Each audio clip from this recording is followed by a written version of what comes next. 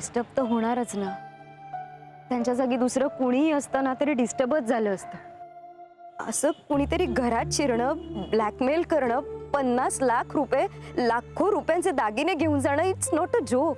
आई बाबांनी मला सगळं वेळी सांगितलं असतं ना, हे सगळं काही घडलंच नसतं.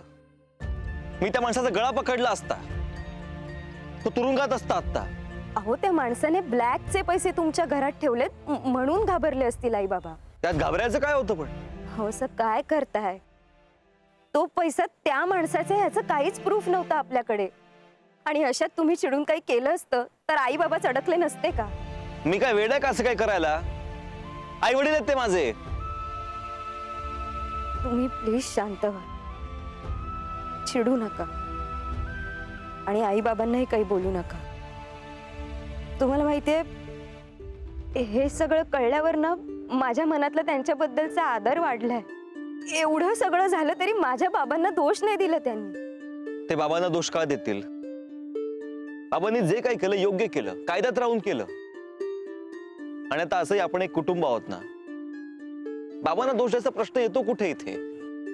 बरोबर आहे, तुम्ही म्हणताय ते अगदी बरोबर आहे. पण हे असं काही झालं ना की लोक रक्ताच्या नात्यातल्या माणसांना सुद्धा दोषी धरतात. हे सगळं माझ्या बाबांमुळे झालंय ना.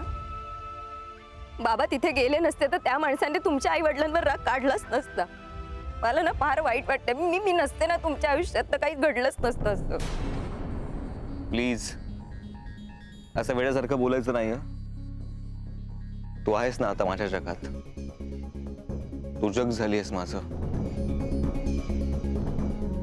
आता जे काही होईल ना ते आपण दोघं मिळून फेस करू, दोघं मिळून लढू. अशी रडूबाई होऊ नकोस. खरं तर मला रडावंसं वाटतंय.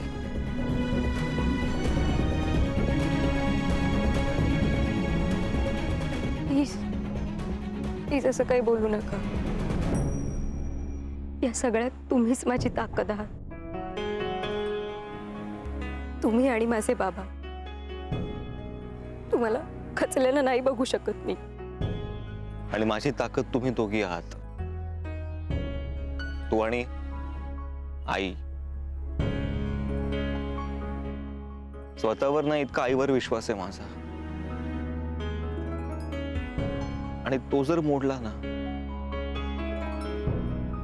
तर मी मोडून पडेन.